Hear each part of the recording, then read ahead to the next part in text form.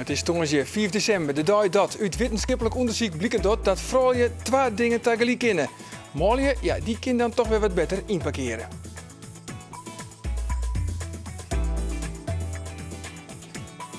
Het is ook de dag dat Sinterklaas weer op het dak weegt en als stwarmt het flink. Hey, Sinterklaasje, kom maar binnen met je knecht, want we zitten allemaal even recht.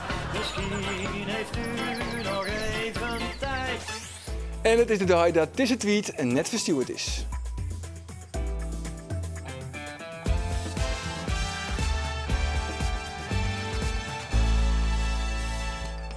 Goeien en welkom bij Bient. Op de waaien van de Waadzee leidt 500 ton scherpe Duitse granaten uit de Tweede Wereldoorlog. En het leidt tussen het Amelon en Schiermonnikoog en wordt net controleerd. Daardoor aanstaan een wijdwijdige reportage. En jouw help is ook jong weer nodig om de cold case zaken van Tresor op te lossen. Wat moet je doen?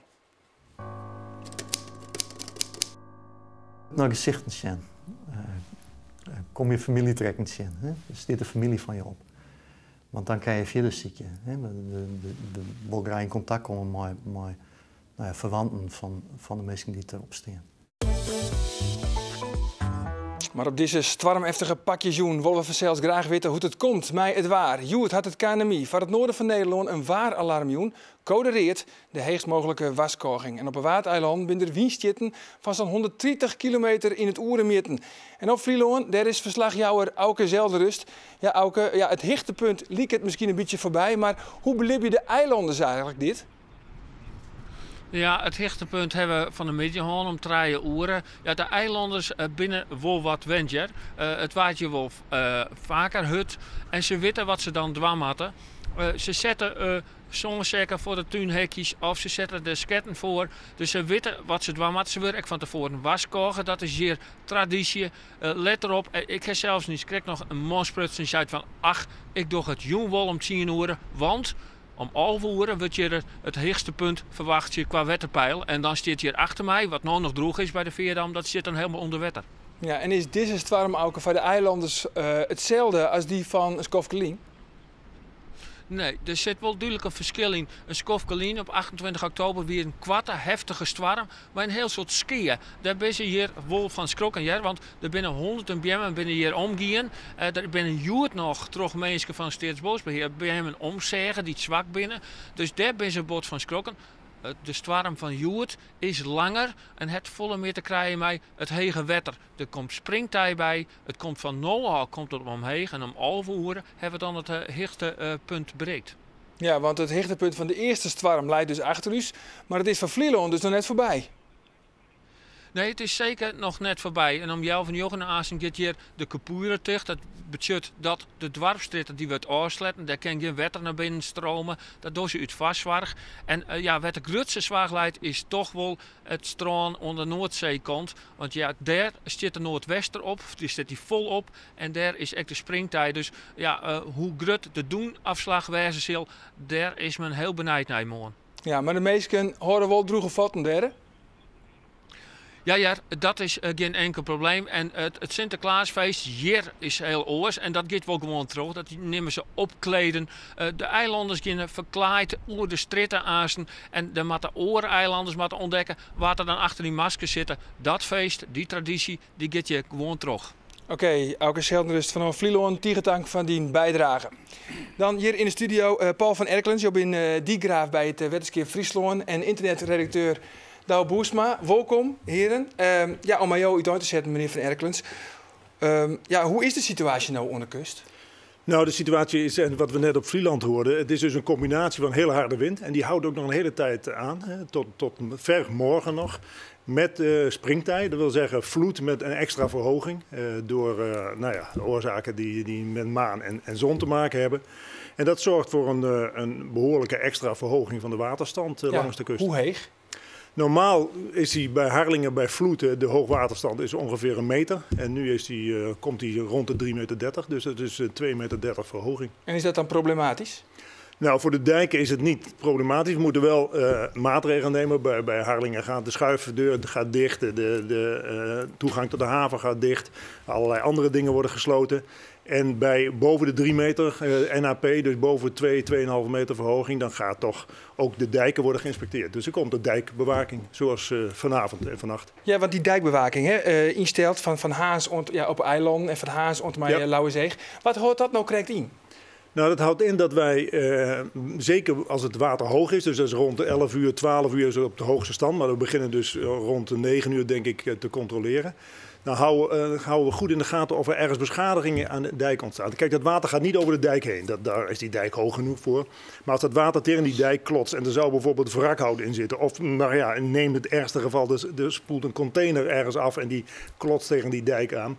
Ja, dan ontstaan er dus gaten in die dijk. En als het water er tegenaan klotst, dan kan dat gat in een korte tijd vrij groot worden en dan heb je een probleem. Dus dat wordt eigenlijk in de gaten gehouden. En hoeveel mensen binnen dan nou, want wij gaan naast gewoon lekker sliepen, hè? Ja. Maar hoeveel mensen binnen daar nou vannacht in Spier? Nou, dat zijn aan de vaste walkant zijn dat zo'n, ik denk een man of 20. En op de eilanden zijn dat er ook nog een stuk of 10, 12. Dus dat zijn en op de eilanden zijn het vrijwilligers, want daar hebben wij zelf niet zoveel mensen zitten. Aan de vaste walkant zijn het allemaal medewerkers van het waterschap. En die moeten dus op zoek naar eventuele containers. En hoe gaat het dan? Maar een zaklantaarn? Ja, nou ja, op de vaste walden is het helemaal een asfaltdijk. Dus dan kunnen we zelfs nog met de auto's over de dijk. En dan rijden we langs die waterkant. En dat klotst allemaal tegen die auto's aan. En dat, nou ja, met de autolampen kun je goed zien wat er gebeurt en of er wat aanspeelt. Op de Waddenzee-eilanden heb je bijvoorbeeld Ameland, heb je een groene dijk. Dus dan staat het weggetje waar je normaal soms wel eens fietst aan de buitenkant. Dat staat onder water. Dus dan moeten de mensen echt lopend de dijk over met grote zaklantaarns. En kijken of er ergens wat beschadigingen ontstaan. En of er wat tegenaan die dijk aan klotst. Dus en het gaat echt de hele nacht terug? Ja, ik schat ongeveer in tot een uur of 2, 3 denk ik. En dan is het water weer een stuk gezakt en dan wordt het sein veilig weer gegeven. En dan kunnen ze weer een warme bed opzoeken, denk ik. Ja, dat denk ik. Van Douwe, internetredacteur bij US. Je moet alles volgen eigenlijk op vooral social media en met name dan Twitter. Wat bist je het al je aan? Nou, een hele soort. Nou, wat het meestal nou opvoel is dat we vorige keer hele prutte foto's kregen van skiën. Omvallen, bjem. Vooral bjemmen, hè? Ja, vooral bjem. Maar ook tuinhoesjes die de lofting hier weer en trampolines die vind ik heel populair. Te meesten voor de wien te meesten. Maar dit keer eigenlijk heel weinig skiën. Ik op Twitter weinig foto's. Wat ik zien kan bij 1 en 2 Friesland hier nog een foto van deze ski in Koudem. Een gevel die naar onder een kamer is.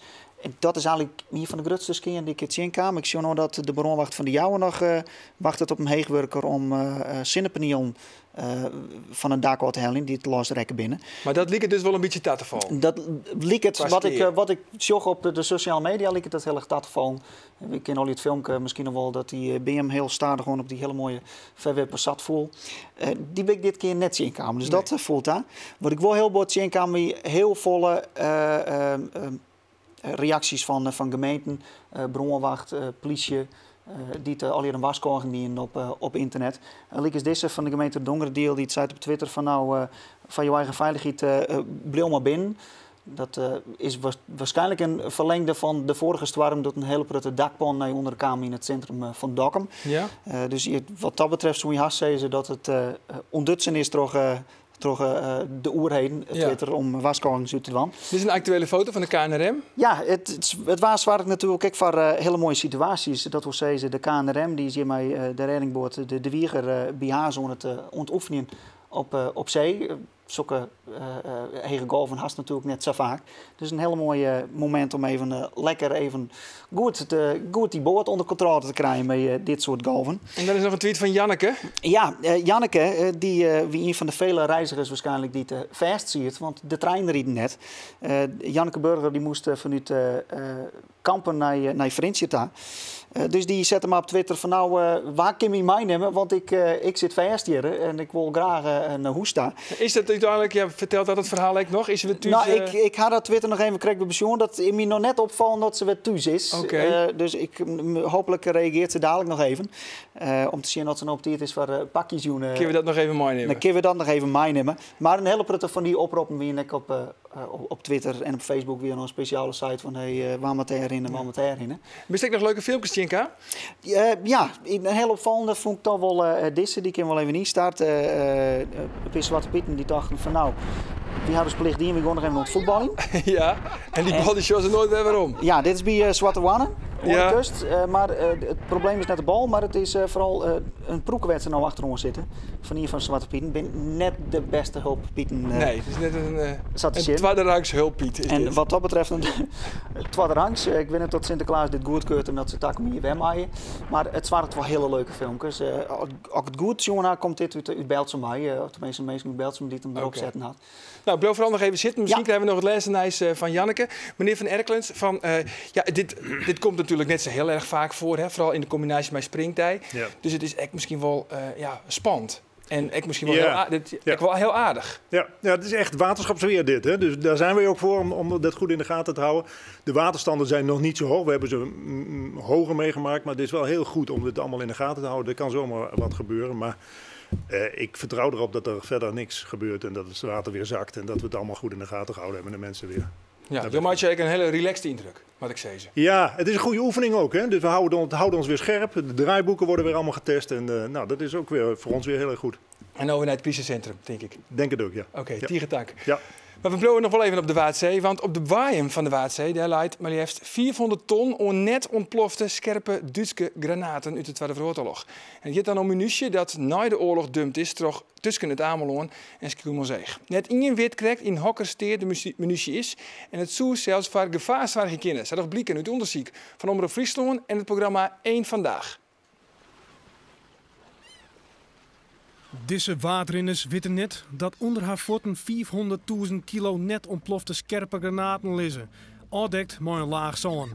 De munitie is vlak na de Tweede Wereldoorlog in de Waadzee-stad. Een stad met 400 ton Duitse granaten in verhaald erfgoed de Waadzee. Het waren naar Vreegje weet net een van het bestaan al. Milieuclubs net, de provincies net en ook de burgemeester van Ameland hier er nog net van jet. Nou, daar schrok ik eigenlijk wel van. Ja, daar schrok ik nog wel van. Dat stad luidt op de boeiem van de Waadzee bij de Engelsmanplaat, tussen Ameland en Schiermonnikoog. Het is een restplek van vogels en zeehoenden. Van Schiermonnikoog bezoeken we het probleem met Frank Baring. Hij werkt jaren bij de explosieve opruimingsdienst. Wat hier ligt is Duits luchtafweergeschut, vlak, vluchtafweerkanonen. Zo'n 500 ton van dit soort materiaal ligt hier achter mij in de Waddenzee. De munitiestad luidt vlak bij deze vogelobservatiepost op de Engelsmanplaat. Door de werking van het zeewetter worden de granaten ontaasten en rusken die terug. De giftige inhoud komt vrij en wordt verspreid in de kwetsbare Waadzee.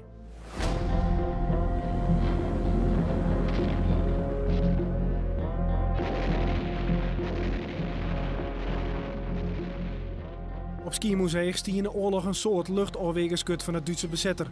Een soort van de munitie is na de oorlog liggen.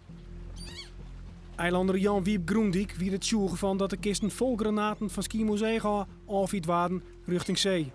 Nou ja, we winnen hier. We gaan hier de boot lezen. Nou, dan winnen we aan boord en dan zeggen we hoe dit hier voortgaat. En deze hoeken van de steiger die stieren vol stapel en daar leiden de landingsvaartuigen. Grote landingsvaartuigen? Nou, 1,20 meter, 25 om die buurt heen. En die waren vol stout met de munitie van het eiland? Ja. En dan gingen ze voort met een man of 20 erop om het te dumpen. De granaten liggen in grote hoeveelheden in bunkers opslaan op het eiland. Na de oorlog wie het zaak om zo gauw als mogelijk van de munitie aan te komen. De zee wie de makkelijkste oplossing. 2 maanden lang, alle dagen, via een landingsvoertuig van Schiermonnikoog richting zee om de granaten te dumpen. Wie enig moesten we met sigaret voorzichtig wezen natuurlijk. En nou, van alles leren. Alarmien, handgranaten en kogels. Wat win je? Doe. Dat weer 46. Even een week 12 hier. Wel spannend, ik als jonkje zelfs. Ja, prachtig mooi. Ja, is qua jongens maar een kist van handgranaten zou mij nemen kisten. Nou, dat is geintjes beleven, hè. Het nieuwsblad van het Noorden skreun over de munitiedump in juni 1946. Bij het overboord werpen is 1 der granaten ontploft. Met het gevolg dat 2 Duitsers zwaar en 1 lichtgewond zijn. Het munitiestad is bij een enkeling nog wel bekend onder de naam Iezerbult. Door de jaren heen is het lijk wel zo goed als vergeten. Maar op deze hydrografische kaart van de marine zit het zwart gewoon onjoen. De kaart zei voormalig, maar dat is net wier. Want het god leidt er nog altijd. 400 ton granaten. Het leidt al haast 70 hier in de Waardzee. Is het gevaarlijk? Ja, het is gevaarlijk. Het is munitie. Munitie is aan veroudering onderhevig. En heel langzaam wordt het steeds instabieler. Tot het moment komt dat het uiteindelijk vanzelf gaat exploderen. De munitie in de Waardzee kan samen ontploffen. Spontane detonatie heet dat. Dat bad geregeld liep eens bij Beaufortsdijk voor de kust van Schotland. Daar explodeert nevens de BBC haast alle man wel munitie onder water. Maar er is nog een onrisico. Eens in de zoveel tijd rolt hier wel eens een granaat het strand op. Dat gaat gewoon, dat is de werking van de zeebodem, zou ik maar zeggen. Die kan overal vandaan komen hoor. Die hoeft niet per se uit zo'n depot te komen. Die kan ook uit Engeland zijn overkomen rollen. Als dat gebeurt halen we daar direct de EOD bij. Want dat zijn explosieven en die moeten opgeruimd worden. Ik draai hier zo'n beetje meer dan 30 jaar mee. En ik heb in al die jaren ben ik zelf 3 keer een bommetje tegengekomen. Dat we die toch wel moesten ruimen door de opruimingsdienst. Onderzoeksinstituut TNO had het munitiestwat in 2001 onderzocht. De conclusie was dat het onder 10 meter zon leidt en dus net gevaarlijk is. We zijn hier tussen 12 uur verder. Hoe veilig is de munitiestwat nog? De granaten zijn net als alle andere dingen die op de zeebodem liggen, die rollen mee, die bewegen mee met de zee. En dat zal een beetje naar links, een beetje naar rechts, maar uiteindelijk komt het een keer ergens op een strand terecht. En dat is hier ook al een paar keer gebeurd. Ik kan me er alles bij voorstellen dat je vlak na de Tweede Wereldoorlog van die rotzooi af moest. En dat men dat met de kennis van toen heeft opgeborgen. Maar het is de verplichting van de Rijksoverheid om dat goed te monitoren en te controleren of het met de kennis van nu ook nog steeds veilig is. TNO joeg dat in 2001 aan. Het munitiestwat moet 1 keer in de 4 jaar controleren worden. Het bad net. Net in viel hem verantwoordelijk. Wij maken als Waddenvereniging heel vaak mee dat gewoon niet duidelijk is wie nu echt over dit gebied gaat. Wie is echt de baas van de Wadden? Je zou het denken dat de feestje de verantwoording had. Maar die liet een Omroep Friesland weten. Voor het antwoord op de vraag waarom niet is overgegaan tot ruiming van dit gebied, zou ik je willen verwijzen naar Rijkswaterstaat, die verantwoordelijk is voor het beheer van de Waddenzee. Maar Rijkswaterstaat viel hem net verantwoordelijk voor de 400 ton granaten. Er is geen opdracht om in ons meetprogramma metingen te doen naar een munitiestortplaats in de Waddenzee. We weten nu helemaal niet hoe groot is het probleem. We weten dat het ongeveer 500 ton is. Ligt het bij elkaar? Ligt het verspreid? Ligt er zand op? Ligt er geen zand op? Dat is allemaal van invloed op uiteindelijk de snelheid van het proces waarin het mee veroudert. En als we dat weten, kun je ook goede beslissingen nemen. Het kan toch niet zo zijn dat na 60 jaar nog niet helder is wat men met deze munitieplaats moet?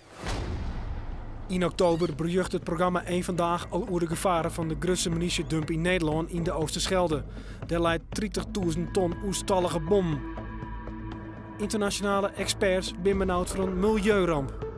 I honestly believe that the oceans are dying and that if we don't remove these munitions, they will die. And you don't have to wait for global warming because the munitions will get you first. De SP en PvdA willen opheldering over de munitie in de Oosterschelde van de minister van Defensie. Ze wachten nog heel tijd op antwoord. Op de Waardeiland willen ze net langer wachten. Het is hier een prachtig natuurgebied. De Waddenzee is een werelderfgoedgebied nota bene. Dus eigenlijk past daar geen munitiedepot bij. Dus u zegt opruimen die boel? Als dat zou kunnen, zou ik daar de voorstander van zijn. Er komt een moment dat het weer boven komt. Dus het lijkt me heel verstandig dat het er wel opgeruimd wordt. Dan moet gekeken worden wat zijn de risico's voor mensen en natuur. Kunnen we het opruimen? En zo ja, doe het dan. Maar het opruimen van de munitie kost het miljoen. En daar zit net in op te wachten. Jo help is nedig, want er zijn zaken die het al jaren op een plank lezen en wachten om opgelost te worden. Dus ze nemen de cold case zaken van historisch centrum Tresor. Joen omtinken van de zogenaamde Friesendaai. Prachtige beelden van een bijeenkomst in Birkhoven bij Amersfoort. Uit 1932 en 1936. En de vraag is, waar herkent zijn of haar familie?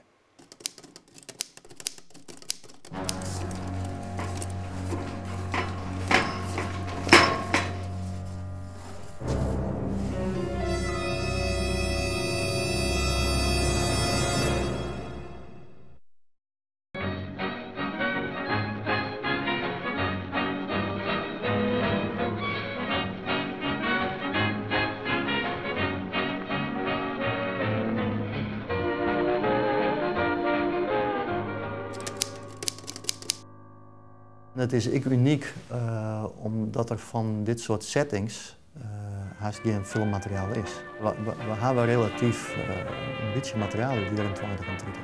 Dus als filmmateriaal is het al heel mooi, als setting is het nog prachtig. Waard de cameraman is net bekend. Ik had het Friesk Filmarchief geen idee waar de filmpjes eer inbracht had. Bij de filmpjes is het verslag van de dag te zien. De iepening, de speciaal skreune iepen loftspullen, de koren. In die tijd werd het een nieuw fenomeen. Begin 20e eeuw begonnen Friesen te emigreren zeg maar, naar oorpatten van het land. En dan ontstaat er blijkbaar een moment dat ze zeggen, ja, we moeten ook wel opzichtje weg. We leven misschien te isoleerd ergens in Oerisel.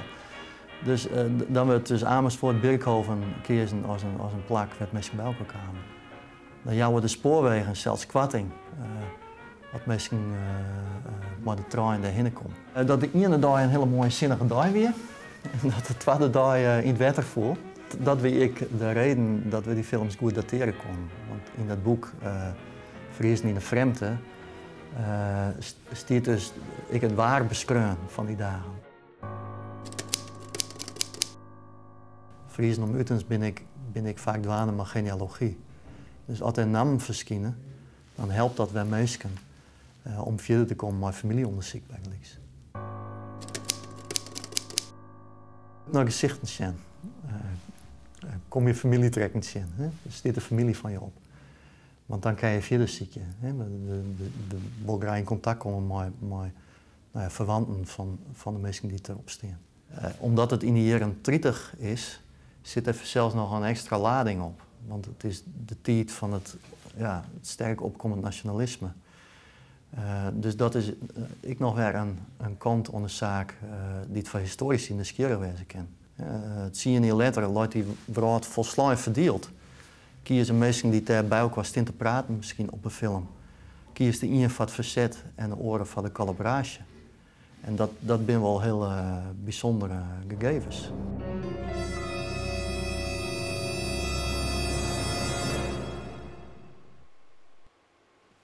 En het hele filmpje van de Friesendal is te zien op de Facebookpagina van Tresor. Dus als je meer weet, laat het dan weten. Gaan wij nog even waarom naar de Stwarm. En dan gaan we naar Haas, want daar is uw eigen waar Piet. Piet Paulusma, hast u verder nog onvullende informatie? Ja, ik ga nog wel onvullende informatie, want het gaat je flink de keer. Ik sta er wat in een leiden, maar die staat nog altijd wel een volle njochen. Misschien met die wat zien. En dat komt dan uit het westen, noordwesten, maar meest noordwest. Ja, dat betekent dat vannacht nog wel even terugzet. Dus hier zou in Haas flink wat wetter op elkaar, denk ik. En hoe bijzonder, Piet, is deze storm nou in december? Of komt dat eigenlijk wel vaker voor? Ja, december is nog wel een maand en waarbij is nog wel een storm waar verwacht je kist. Echt bijzonder. Het bijzonder is natuurlijk dat op het watergebied bij u de meeste windvaartkamer is. En dat dat net zo lang lien ik al zo weer op 28 oktober. Maar 28 oktober weer de storm gemiddeld zwierder als nou. Ja, maar verwachten ze van jou nog wel problemen? Ja, het verkeer moet rekening houden dat er nog een aantal pittige buien komen. Maar zwieren windstichten, min zicht, hagel, tonger. Het kan al hier naar vak komen. En dat is zo'n manier, ik ze wijs. Dus die Maaspits, bij u in de provincie, die docht het, die krijgt het zwier. Maar nog altijd wat buien. En ik nog altijd een zwieren windstichten. En de krijgt 8 jochen in het kustgebied. En vannacht, het blijft een roege nacht. Oké, Piet, tegentank en succes daar in Haas. Oké, Douwe Boersma. Ja, heeft u ook nog het laatste nieuws rondom Janneke? Nou, nee, Janneke had ik net traceerd. Ik zie wel dat je nog in... zit ze nog op... Even zien, Wilke van der Molen uit Leeuwarden, die is wel thuiskam uit Zwolle, waar je gelukkig mij hulp van de Twitter, de sociale media. Ik zie nog een gevaltje van Stwarmske in Haas. En ik kan nog een foto zien dat Sinterklaas het toch wel vrij dreig had. Ja, het Sinterklaas het dreig. Ja, de foto van Sinterklaas. En dat gaat er. Ja, het is hier nog licht, dus ik hoop dat er weer op groen staat maar bij de voeten. Maar die cadeautjes die binnen vast al hier goed te plakken. Oké, Douwboers maar tegen dank. Ons Safir, deze aflevering van Bient. Nou, als ik keer weer naar het Frieskenijs in Joert. En van nou nog een hele gezellige jong. Dag.